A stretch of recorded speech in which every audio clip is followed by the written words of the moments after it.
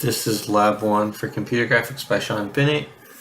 So to go over the questions first, we use 1D ramp textures over if statements because it's a lot easier to just use specific colors from a spectrum than it is to hard code everything. So in the example of tune, where we have diffuse if it's greater than or equal to 0.25 or if it's greater than or equal to 0, instead of hard coding that for however many times or however many different diffuses we want, it's a lot easier just to use a 1D ramp texture. For why we change the culling in polygon mode in the main file, if we go down, way down,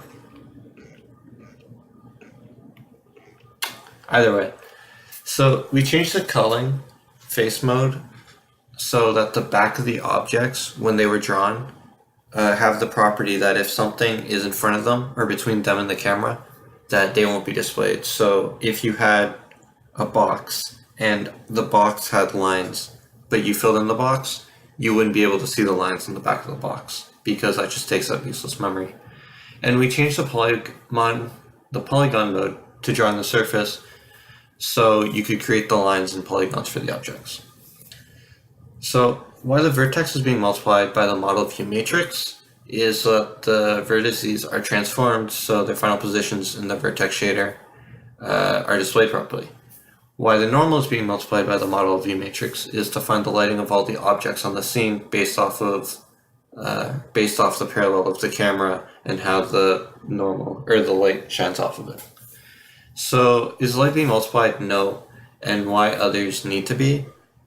So the light is something independent. It's a vertex that's moving around, as I'll show in the example. And everything else has to be because it's all correlated and it's a static thing related to the camera. So to display the program now, if I run it, everything runs fine. This is the default state that it comes in. And so pretty much this would be something that is pretty lifelike.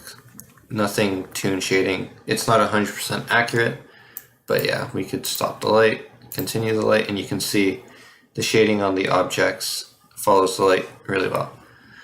So for 2, what we do, this is tune shading. So with tune shading, we find the diffuse values of the objects in the scene, and we take, as shown in the code earlier, whatever value it is, we just set it to a constant value. So we have values every 0.25. You could change that to 0.10 if you wanted.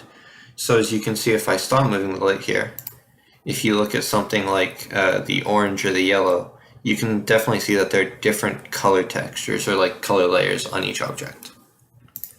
And for the third one, this is the exact same as tune, except we're drawing outlines. So pretty much what we're doing is we're drawing the outline first, and because GL cull is set to face or the front,